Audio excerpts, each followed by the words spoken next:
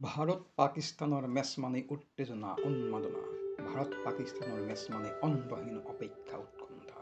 ভাৰত পাকিস্তানৰ মেচে কিৰকিটীয় ৰোমাঞ্চক দিয়ে নতুন মাত্ৰা। ভাৰতৰ বিজয় মেচ অৰ্জন কৰি টি-20 বিশ্বকাপ অনুষ্ঠিত হোৱাৰ পূৰ্বেই ICCৰ ওপৰত চাপ সৃষ্টি কৰিছিল পাকিস্তানে। সংবাদ মাধ্যমৰ খবৰ অনুসৰি আন্দোলনৰ 20খন মেচৰ পৰা যিমান আয় হয়, ভাৰত পাকিস্তানৰ এখন মেচৰ পৰা হোৱা পৰিমাণ তাতোকৈ অধিক। এই ক্ৰিকেট বিশ্বত ভাৰত পাকিস্তানৰ মেচক আওকাণ কৰা সহজ নহয় ICCৰ বাবে।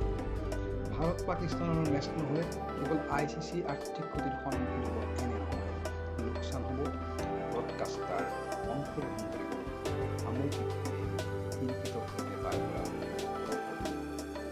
ICCৰ সৈতে হোৱা আলোচনাৰ অন্তত ভাৰতৰ মেচ প্ৰত্যাহাৰ কৰিব। 15 ফেব্ৰুৱাৰীত কলম্বোত মুখামুখি হ'ব ক্ৰিকেট বিশ্বৰ এই চিৰবৈৰী টি-20 বিশ্বকাপত ভাৰতৰ বাৰম্বাৰ পৰাস্ত হৈছে পাকিস্তান। টি-20 বিশ্বকাপত হোৱা মুখামুখিত ভাৰতে 7বাৰ জয়লাভ কৰাৰ বিপৰীতে পাকিস্তানে জয়লাভ কৰিছে মাত্ৰ এবাৰ। প্ৰশ্ন, আন এক পৰাজয়ৰ সংকটে ভাৰতৰ সন্মুখীন হ'ব বিচৰা নাছিল নেকি পাকিস্তান?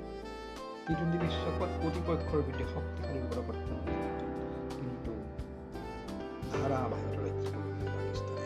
শেহতীয়াকৈ এছিয়া কাপত ভাৰত পাকিস্তান 3বাৰ মুখামুখি হৈছিল। 3বাৰেই ভাৰতে হৰুৱাই দিছিল পাকিস্তানক। পৰিসংখ্যাৰ দিশৰ পৰা 15 ফেব্ৰুৱাৰীত ফেভৰিট হিচাপে পাকিস্তানৰ সন্মুখীন হয় ভাৰত। টি-20ত উভয় দেশ মুখামুখি হৈছে মুঠ 15 বাৰ। ইয়াৰ 12বাৰেই জয় অৰ্জন কৰিছে ভাৰতীয় ক্ৰিকেট দলে।